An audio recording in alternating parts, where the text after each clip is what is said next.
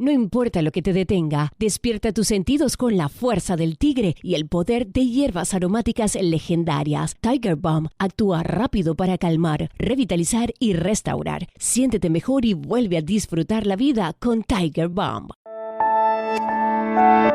Ser Podcast.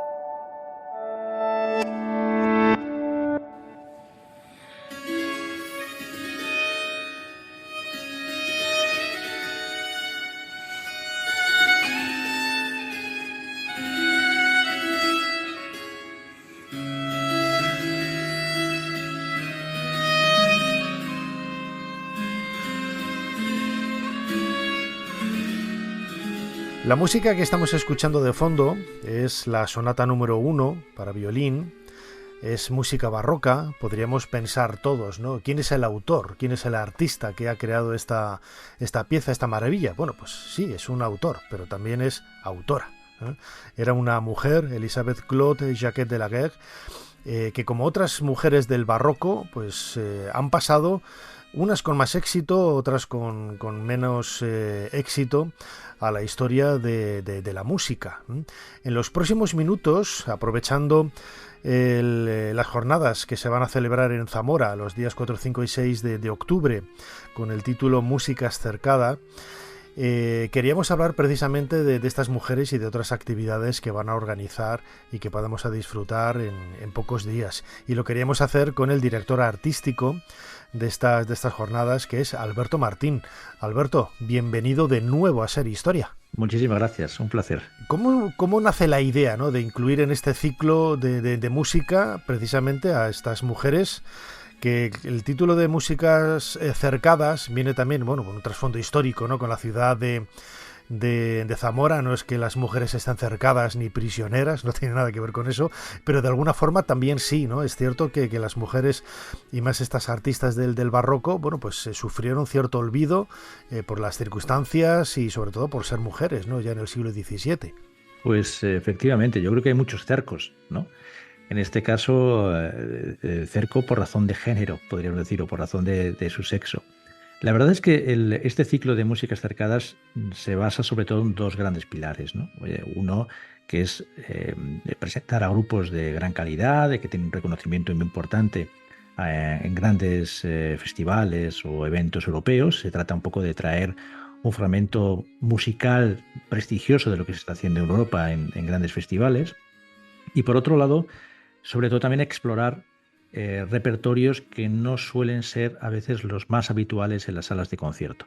Y ahí yo creo que nos encajaba perfectamente el proyecto de Sophie de Bourdonnais y de Justin Taylor, esta pareja que en este caso vendrá acompañada por Lucille Boulanger, que pertenecen a esa savia nueva de la llamada música antigua, o mejor dicho, de la música históricamente informada, y que Sophie lleva trabajando sobre este proyecto varios años. Es decir, que es resultado, este proyecto, de un trabajo de investigación que le ha llevado varios años, que es precisamente centrarse en rescatar la memoria, en rescatar la música de estas compositoras barrocas, italianas y francesas, en las que se ha basado su trabajo, y que creo que encajaba perfectamente con los objetivos del ciclo. ¿Cuál es el impacto? Bueno, mejor dicho, ¿cómo llegan estas mujeres a la música? Porque no debía de ser fácil, ¿no? En muchas ocasiones desconozco, ¿no?, totalmente la biografía de ellas, pero seguramente sus padres, alguien de la familia, el entorno, es lo que las invita, ¿no?, a realizar estas tareas musicales, a interpretar y a componer, a crear. Pero ¿cómo llegan ellas a la música? ¿Cómo podía llegar una mujer en el barroco, en el siglo XVII, a la música? Bueno, a través de la educación. No solamente en el barroco. Yo creo que la mujer ha estado ligada a la música desde fechas muy tempranas, ¿no? Y tenemos referencias, fíjate, por ejemplo, Casia de Constantinopla en el siglo IX, o Hildegard von Bingen, la gran mística alemana, que tiene un reconocimiento, ¿no?, ese halo un poco sobrenatural del misticismo de su música en el siglo XII. Es decir, que ha estado ligada a la música. Otra cosa es que le hayamos echado tierra encima a muchas de estas mujeres que ya tuvieron que luchar en su época contra una mordaza de intentar reprimir ese talento que tenían, pero sobre todo, digamos que en el ámbito de la educación o en el ámbito eclesiástico, es decir, las monjas en los conventos Igual que se hacía en los conventos masculinos, pues en los conventos femeninos pues también se tocaba música, ¿no? Para acompañar los oficios. Y por supuesto había una monja que tañía el órgano, que cantaban, es decir, y que hacía música. Y en esto, fíjate que quizá cuando leemos documentos antiguos, en muchos casos nos encontramos con la dificultad de comprender algunas expresiones que aparecen en los documentos. Por ejemplo, cuando se habla de tal mujer maestra de clave o maestra de la viola, ¿no? Como es el caso, por ejemplo, de los padrones parisienses de finales del XVII que ha analizado Sophie de Bourdonnais para este concierto.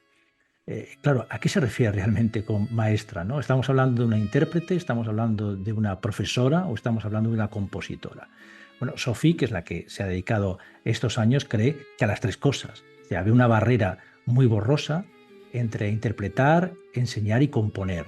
Entonces tenemos un poco que partir de la propia dificultad que a veces nos dan los documentos. Nos pasa también en la Edad Media cuando encontramos un nombre y pone organero. Bueno, no sabemos si realmente es un luthier que construye órganos o que tañe órganos. Es decir, hay una frontera ahí un poco borrosa de la práctica musical. Claro, Pero no además solamente en la está el hecho, permíteme Alberto, la idea de las mujeres siempre han estado relacionadas, es cierto, con la música, ¿no? Desde la antigüedad. Me viene ahora, por ejemplo, uno de los títulos más conocidos de una mujer en el antiguo Egipto relacionado con la música son las cantoras de Amón, que no eran sacerdotisas, eran mujeres que participaban en esos rituales cantando en honor de las ceremonias religiosas del dios Amón. Pero precisamente la mujer parece que siempre ha estado, ¿no? en ese aspecto de la interpretación, pero que tome las riendas de la composición, de ir más allá del instrumento de la voz, de instrumentos pues físicos, no tangibles, como un violín, una viola, un cello, etcétera, es un paso diferente, ¿no? que implica pues más trabajo y más reconocimiento, en definitiva. Claro, y esa es un poco la tarea que ahora se hace en torno a la investigación de estas mujeres. Tenemos documentados, ¿no? Mujeres que se dedicaban a componer, o que al menos ha quedado un rastro fiel, documental. Gracia Baptista, ¿no? Que siempre suele ser la primera mujer, algunos dicen que no española, hispana, pero sí portuguesa, que había publicado, la recoge así en el famoso libro de Luis Venegas de Nestrosa, de 1557, aparece un himno de esta religiosa. Pero quizás el nombre donde arrancamos en la música de las mujeres suele ser Madalena Casulana, ¿no? Esta mujer que en 1568 edita un libro de madrigales, y fíjate la dedicatoria que hace nada más y nada menos que Isabel de Médici, una dedicatoria que yo creo que es una declaración de intenciones. Quiero recordarlo, la digo un poco de memoria, pero ella dice en esa nota, deseo, algo así como: deseo mostrar a todos la errónea vanidad de que los hombres poseen solo los dotes del arte y del intelecto. Yo creo que lo dice todo, ¿verdad? Ya en Madalena Casulana, en esa dedicatoria de que tiene que demostrar un poco su valía. Uh-huh. Además, hay algunas mujeres músicas, como escuchamos de fondo, ¿no? A Elisabeth Claude Jacquet de la Guerre, que ella sí que pudo... Ella tuvo su notoriedad, ¿no? Hubo otras contemporáneas que quizás están más olvidadas, pero ella sí que llegó a tener cierta notoriedad en el mundo de la música de aquella época, en el 17, en el barroco. Sí, de la Guerre, de hecho, fue una carrera importante y un reconocimiento. Yo creo que fue en 1707, es decir, comienzo del siglo XVIII, cuando publica las sonatas para violín. Y además, fíjate que incluso a través de la música, ningún artista es ajeno a su contexto y a sus circunstancias personales, y esto lo explica muy bien Sophie, ¿no? En su investigación, cómo los movimientos lentos de esas sonatas no es que sean melancólicos, es que son dolorosos. Y en esos años, justo ella sufre la pérdida, en un periodo de tiempo muy reducido, muy corto, la pérdida de su hermano, la pérdida de sus padres, la pérdida de su esposa y la pérdida de su hijo.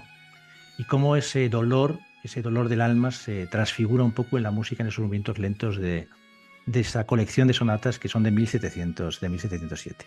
Uh-huh.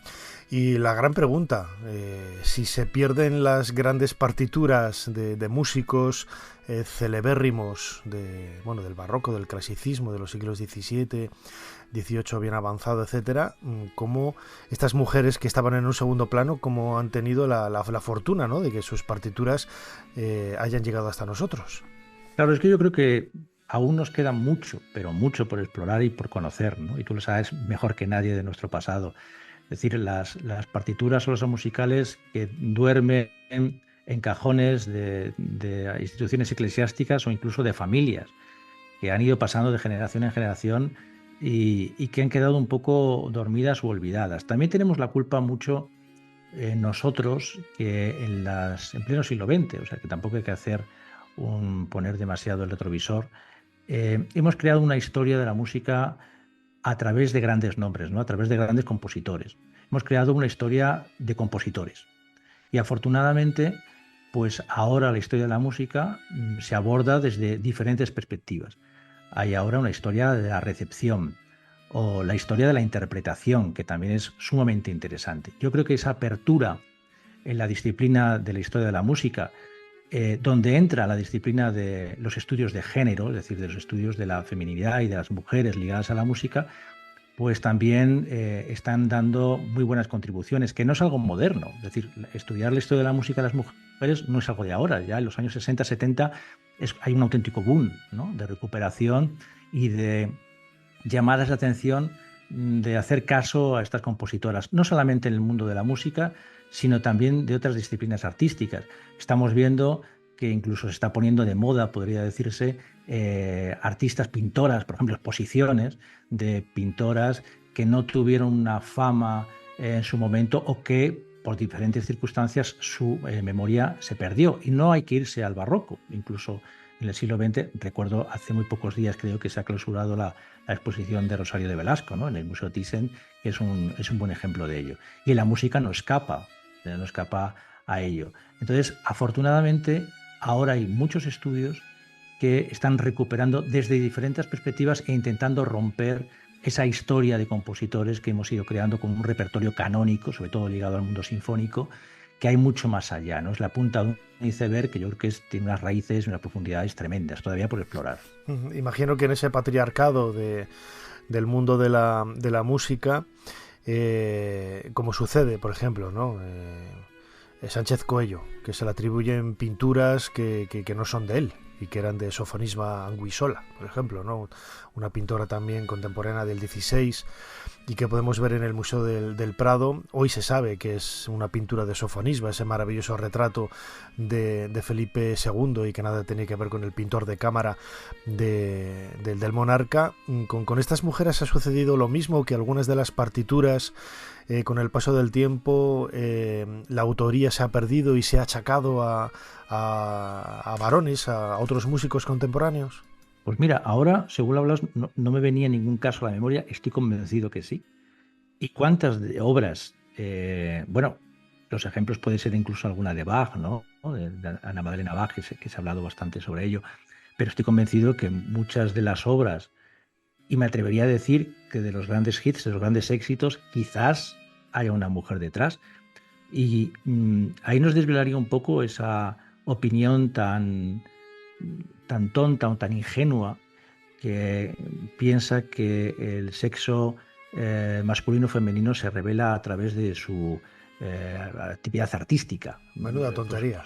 Lo dudo mucho, ¿no? Efectivamente. Antes se creía, era precisamente eso. Y de hecho se negaba, como decía Casulana, ¿no?, que decía esa nota a Isabel de Medici, se dudaba de la capacidad de la mujer para crear arte o para tener cierta sensibilidad. Te comentaba Rosario de Velasco porque precisamente esta pintora del siglo XX se le negó una medalla, una primera medalla, se le dio una segunda medalla porque no había precedente en un concurso, en un prestigioso concurso de pintura, no había precedente de ser una mujer. Entonces, muchas de ellas tuvieron que adquirir un ropaje, un seudónimo o un disfraz para poder aflorar su talento, aunque no fuera a la vista de todos, ¿no? Entonces, por supuesto, estoy convencido que sí. A ver si nos dan futuras investigaciones, nos desvelan nuevos nombres o nos desvelan el nombre que hay detrás de grandes composiciones. Uh-huh. Estas músicas cercadas, que tendrá lugar ahora el 4, 5 y 6 de octubre En Zamora, el escenario que empleáis para este tipo de actividades, la iglesia de San Cipriano, es yo creo que uno de los mejores ejemplos, ¿no?, que se puede utilizar para realizar este tipo de conciertos, en donde se une el arte, la historia y en este caso el papel de estas músicas, de estas mujeres en el mundo de la música, ¿no? Sin lugar a dudas, yo creo que una de las mejores tarjetas de presentación de este ciclo es su sede, que es, como dices, la iglesia de San Cipriano, porque es un escenario, ya no porque arquitectónicamente funcione de maravilla, que es fantástica, es una belleza románica indiscutible, sino por sus condiciones acústicas y porque se crea allí una atmósfera muy especial. Los repertorios, incluso los artistas invitados o las formaciones, que dependen mucho del número de músicos o de cantantes, nosotros miramos mucho qué repertorio encaja bien en ese espacio y qué formación encaja mejor en ese espacio, porque lo que queremos es que vaya más allá de un concierto, que sea una experiencia que una espacio, música y sensaciones, ¿no? Que sea una auténtica experiencia sensorial acudir a uno de los conciertos. Y yo creo que San Cipriano reúne con creces, no solamente porque es una iglesia, una más de nuestro inmenso, como sabes, y rico patrimonio románico, y ya merece de por sí visitarlo, sino porque es una iglesia muy especial, y no solamente la digo yo con pasión un poco de lugareño, sino que son muchos los músicos que han pasado por esa iglesia y se quedan totalmente enganchados a ella, ¿no? Incluso vuelven a veces a grabar allí sus discos, como ha sucedido. Además, el concepto de la música clásica, yo creo que en las dos últimas décadas ha cambiado mucho, ¿no? Los artistas son personas más cercanas a nosotros. Yo recuerdo, pues hace 30, 40 años que había mucha pedantería, hay que decirlo así, en este mundo, y era un mundo casi exclusivo, en donde cuando ibas a un concierto tenías que ir casi de etiqueta, era una pedantería y una cosa absurda, ¿no? Y viendo las fotografías, por ejemplo, de prensa de los músicos, son personas mucho más cercanas, personas jóvenes que salen con su sudadera. Tampoco van a salir en la iglesia de San Cipriano con una sudadera, ¿no? Pero ha cambiado mucho también ese concepto de la música clásica, que lo hace más cercano y casi un elemento pop actual, ¿no? Pero absolutamente. Además, fíjate que la música antigua, lo que conocemos como música antigua o música históricamente informada, está más cerca, por ejemplo, del jazz que de una música sinfónica o de lo que entendemos como música clásica, con la etiqueta de música clásica, mucho más cercana. Pero eso que apuntas es muy interesante porque nos da muestras de lo que te comentaba un poco yo antes, ¿no? Que ha cambiado la historia de la interpretación y de la historia de la recepción. No acudimos a un concierto en el siglo XIX de la misma manera que lo hacíamos a comienzos del XX o que lo hacemos ahora. Es decir, que eso demuestra que hay algo vivo, ¿no? Que seguimos evolucionando hacia ello. Y por supuesto yo creo que ha cambiado ese formalismo encorsetado y ese carácter de creencia de que ir a un concierto es de élites. Ni mucho menos. La música está al alcance de todos, y ahora las grandes plataformas comerciales, pues te encuentras lo último de la música pop, lo último de la música latinoamericana y lo último de la música clásica, porque la música clásica no está todo dicho. O sea, si no está todo dicho de la Revolución Francesa, no, que seguimos trabajando sobre ella, pues ¿por qué va a estar todo sobredicho sobre la Quinta Sinfonía de Beethoven? Al contrario, hay muchos caminos y que afortunadamente se van explorando. Desde luego que sí, y una oportunidad para hacerlo es este ciclo Músicas Cercadas, ahora en octubre de 2024 en Zamora, desde el 23 de septiembre. Tenéis la oportunidad de haceros con el abono de todas las interpretaciones, de todos los conciertos, o bueno, luego hay entradas individuales para cada uno de ellos, en un lugar, como decía antes, maravilloso, esa iglesia de San Cipriano, uno de los pilares del románico tan extendido, ¿no?, en la ciudad de Zamora. El camino ahí de la catedral pasas por 4 o 5 iglesias que son de quitarse el sombrero, ¿no? Y marca un poco la identidad de la ciudad y un poco de la identidad y la seña cultural que tiene Zamora también con actividades como estas. Alberto Martín, director artístico de estas Músicas Cercadas.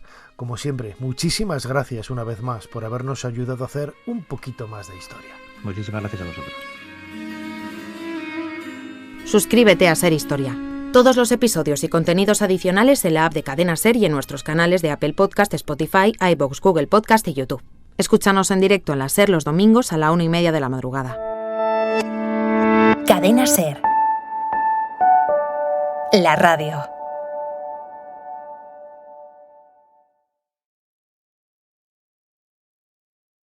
No importa lo que te detenga, despierta tus sentidos con la fuerza del tigre y el poder de hierbas aromáticas legendarias. Tiger Balm actúa rápido para calmar, revitalizar y restaurar. Siéntete mejor y vuelve a disfrutar la vida con Tiger Balm.